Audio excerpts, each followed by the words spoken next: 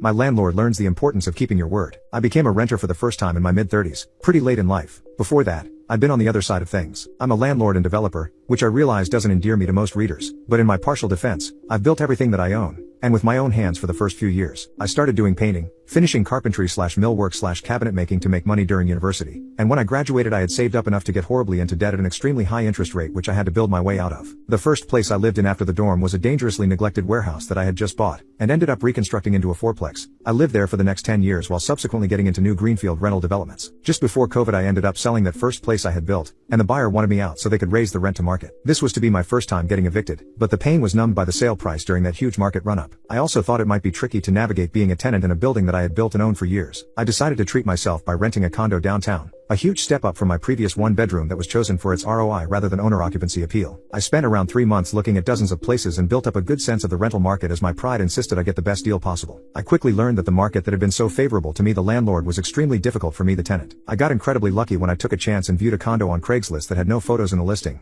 Never a good sign. It turned out the lack of photos was not an attempt to cover up, but simply the inability of the owner to work a digital camera. He did not have a smartphone. It was perfect. 2005-ish building. Floor-to-ceiling glass. High floor with 270-degree views. AC. Open layout. Well priced. The only problem? Very worn out. Shabby 2005-ish kitchen and bathroom. And the reddest looking cherry wood flooring you could imagine. Horrible cheap honey-colored fake wood veneer cabinets. Gloss black appliances. Brushed aluminum finish everywhere. Lots of frosted glass on the light fixtures. A simpler time. The landlord seemed like he would be pretty hands-off, and my application pitch was that if he was okay with it, I would take care of maintenance myself and just e-transfer him rent every month and not bother him. He loved the sound of that. He said he had bought a house in the suburbs and wanted to keep this condo for rental income for about 10 years until he retired. There are pretty strong tenant rights where I live. So long as he didn't sell there were no-fault eviction options. We signed the tenancy agreement, paid the deposit and moved in. The last time I saw him was during the move-in inspection, after which he exclaimed, "If you treat this place well, I promise you can stay here as long as you want." Big, firm, job interview winning boomer handshake. And he was gone. We loved the new place. A complete change from the up-and-coming part of town we had just left, 400 feet above the street. The absolutely horrible kitchen, bathrooms and floors haunted me, but I had a plan and it was only a matter of time. One of my carpentry/millwork subs did a lot of retail tenant improvement as well as model homes and apartments for much bigger developers. When you are building a 30-story high-rise, you typically spend a few $100,000 to several million mocking up a unit in a retail showroom somewhere off-site to help you collect deposits. After the building sells out, that stuff gets either junked or sold on Craigslist. When I was doing single-digit unit buildings, I had bought a number of new old stock appliances, cabinets, flooring etc. out of a marketing manager's garage for cash. A few months later and it's the summer of 2020 and COVID is in full swing, and my carpenter emails me, one of his clients is canceling their project, and since they are ghosting him on his draw, he is taking down their display unit. The drawings show an almost exact match to my unit in terms of dimensions. The spec sheet is jaw-dropping. Almost 20 of Snydero cabinets, gloss white with champagne bronze hardware, Sub-Zero/Wolf appliance package, white marble counters and backsplash, Calista faucets, easily $100,000 plus retail not including install. Oh, and 1,200 square feet of herringbone light oak planks if I don't mind pulling them up myself. How much does he want? $10,000 cash. Well, my job site is shut down for the foreseeable future. The government is making 75% of my payroll and I don't have anything to do except stare at my awful kitchen all day. After about 3 hours with my measuring tape and pencil, I ask my carpenter if he is willing to join my bubble for $40 per hour cash for a few weekends. He is. One last step. Email my landlord and ask if he doesn't mind me doing a complete renovation on his condo. Crucially, I conclude the offer with I'll undertake to return it to move-in condition before I leave. Not surprisingly, he accepts. That's okay. Do whatever you want. We love having you as a tenant. Time to go to work. I get the old kitchen out in about 2 days, hampered by my need to work quietly as I'm doing this without permits. Not like they are doing inspections anyways, but still, a side effect of this slow pace, and my wife's current obsession with Marie Kondo, is that everything is removed intact, and carefully taped and labeled. Taking out the old kitchen does indeed spark joy. The old floating cherry wood floor comes up in a morning, also tagged and labeled and bundled in the order it was removed. The carpenter comes over, and he gets the new kitchen installed in less than 2 days while I lay down the floor. The floor actually ended up taking me a week, mainly because I had to make the end cuts at my storage unit across town, since I definitely couldn't run a miter saw with everyone at home during lockdown. After just under 2 weeks, I had effectively a brand new, ultra high-end condo for just under $12,000 out of pocket. At this point I'm sure everyone reading this is facepalming as they wonder why on earth I'm proud of renovating someone else's condo at my cost. It did make sense at the time, as I was under the impression I'd be there for a good 10 years, plus the fact I was paying about $500 per month under market at move-in, and more like $1,500 per month under market in the current condition. There are a variety of economic and market conditions and segments where it makes more financial sense to rent than it does to buy. For example,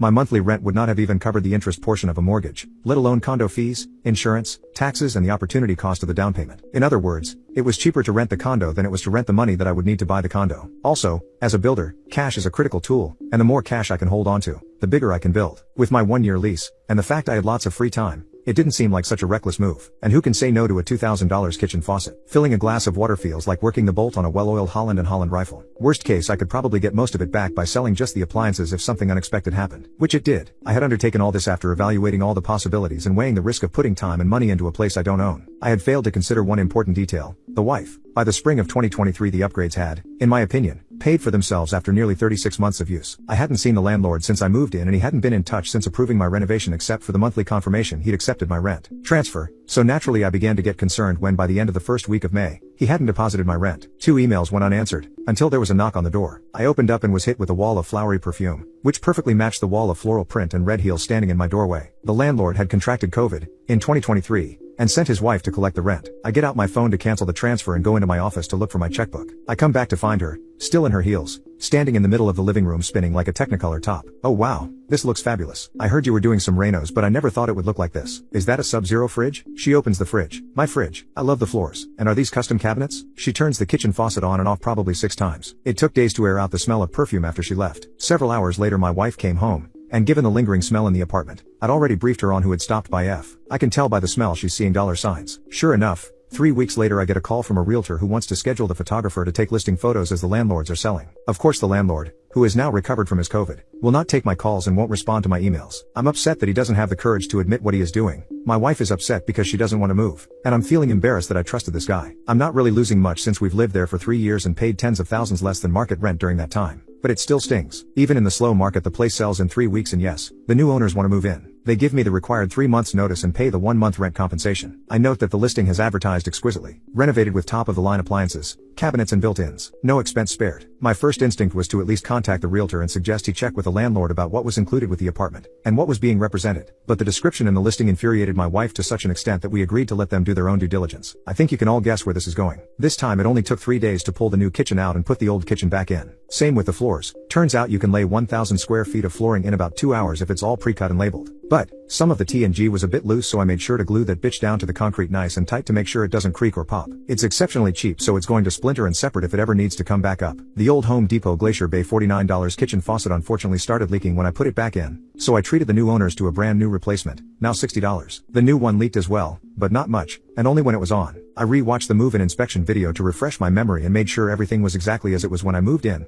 right down to a few small holes in the drywall. I'd also forgotten that the old oven control board was fried, which meant it kept shutting off every 10 minutes. My wife and I debated leaving a wireless camera up on the wall to capture the new owners' delight at how faithfully we upheld our tenancy agreement, as unfortunately we moved out about a week before their planned move-in date, but there was still a reasonable chance of getting sued, so we opted not to, as intent is half the battle. I don't actually know what happened since I've ignored the dozens of phone calls from the landlord and the new owners, and just sent them a registered letter with my tenancy agreement, move-in inspection video on DVD, and a copy of the email exchange with the landlord from 2020 where he allowed me to renovate the condo provided I put everything back the way it was when I moved in. I did get a text from the realtor calling me a petty, vindictive asshole and that I'm lucky I'm not getting sued, implying that my landlord probably is getting sued, and furthermore, one or all of them has looked into suing me and were advised against it. The concierge recently told me that nobody has moved into the condo yet, which presents another intoxicating possibility, because the new owners evicted us for their personal use. According to the tenancy law, if they fail to move in within 6 months they owe me a full year's rent as compensation for a fraudulent eviction. I still haven't bought a place. I ended up unfortunately having to pay a fair bit more in rent to move upstairs in the same building,